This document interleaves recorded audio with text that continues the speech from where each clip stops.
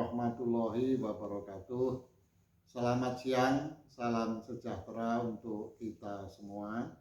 Siang ini saya akan mengisi Sehat ala Joko Marsono seri ke-7. Siang ini saya akan membahas masalah gaya hidup makanan nabati. Pada prinsipnya, makhluk hidup yang termasuk di dalamnya adalah manusia, hewan, tumbuhan, ini adalah menjalankan kehidupannya masing-masing. Manusia bergerak, manusia olahraga, manusia makan, manusia belajar, dan sebagainya. Kalau tumbuhan tumbuh, kemudian berbunga, kemudian juga berbuah, ini menjalankan aktivitasnya. Demikian juga hewan juga bergerak, hewan juga makan, minum, berkembang biak, dan sebagainya. Gerakan-gerakan pertumbuhan ini sebenarnya adalah digerakkan oleh energi atas dasar asupan makanan yang masuk. Asupan makanan yang masuk ini diproses.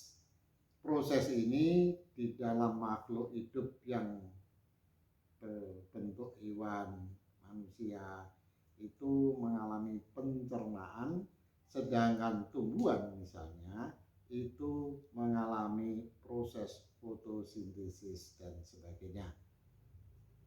Teman-teman semua, proses-proses yang tadi saya sebutkan itu bisa terjadi apabila terjadi reaksi kimia.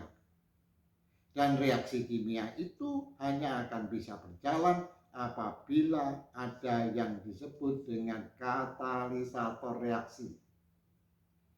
Katalisator reaksi di dalam makhluk hidup ini berupa enzim. Enzim inilah sebenarnya yang men-trigger reaksi-reaksi kimia itu supaya sesuai dengan tujuannya. Manusia mendapatkan energi dari situ, kemudian hewan mendapatkan energi dari situ, kemudian juga tumbuhan mendapatkan energi dari situ. Yang akan saya tampilkan di sini adalah bahwa sebenarnya kalau kita lihat manusia itu sebenarnya sejak lahir sudah mendapatkan katalisator bawaan ini. Enzim bawaan itu sejak lahir sudah ada. Manusia ada jatahnya sendiri-sendiri dan itu ditentukan oleh Tuhan yang Maha Kuasa, yang berbeda antara manusia satu dengan manusia yang lain.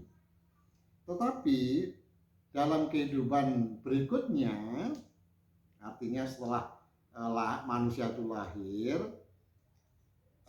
enzim ini bukan saja berasal dari enzim bawaan, tetapi manusia juga bisa mendapatkan enzim dapatan yang berasal dari makanan nabati. Makanan nabati ini sebenarnya yang menjadi sumber enzim kedua bagi manusia. Dalam hidupnya ada dua pilihan. Manusia bisa memboroskan enzim-enzim yang dipunyai, terlebih lagi enzim bawaan tadi, tapi manusia juga bisa berhemat. Kalau manusia boros, kalau sampai enzimnya habis, maka habislah kehidupan itu, karena tidak ada katalisator reaksi lagi. Tetapi kalau enzim itu tidak, atau paling tidak berkurang dan tidak mencukupi, maka kehidupan manusia menjadi tidak sehat. Manusia menjadi terlihat letih, lesu. Manusia tidak bergairah, wajahnya kusam, rambutnya cepat memutih, dan terlihat lebih tua dari usia sebenarnya. Karena itu sebenarnya tidak ada pilihan lain. Manusia hanya bisa dengan baik kesehatannya apabila bisa menghemat enzim itu. Ini bisa dilakukan antara lain adalah konsumsi makanan nabati harus lebih banyak. Setidaknya di dalam buku-buku literatur disebutkan 90% nabati. 10% boleh dari hewan. Karena pada prinsipnya manusia adalah omnivore. Nah, tetapi sekarang makanan-makanan nabati itu tidak semuanya bisa menghasilkan enzim yang baik. Kalau makanan nabati itu sudah diolah dengan suhu yang tinggi, maka enzim itu sudah berkurang, sudah rusak, bahkan bisa menjadi hilang. Oleh karena itu, semakin segar makanan nabati, enzimnya akan semakin baik. Jadi di sini lalu tidak mungkin orang itu mestinya makan makanan yang diolah lebih dari satu kali. Dan ini banyak terjadi, banyak makanan-makanan yang tersedia itu proteinnya tinggi, kolesterolnya tinggi, tetapi enzimnya rendah. Artinya makanan-makanan tersebut mempunyai daya hidup yang rendah.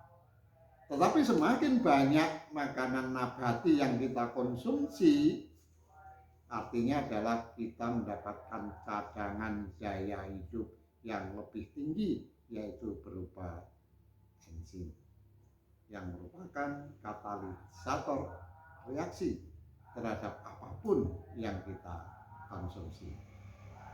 Mudah-mudahan ada gunanya. Assalamualaikum warahmatullahi wabarakatuh.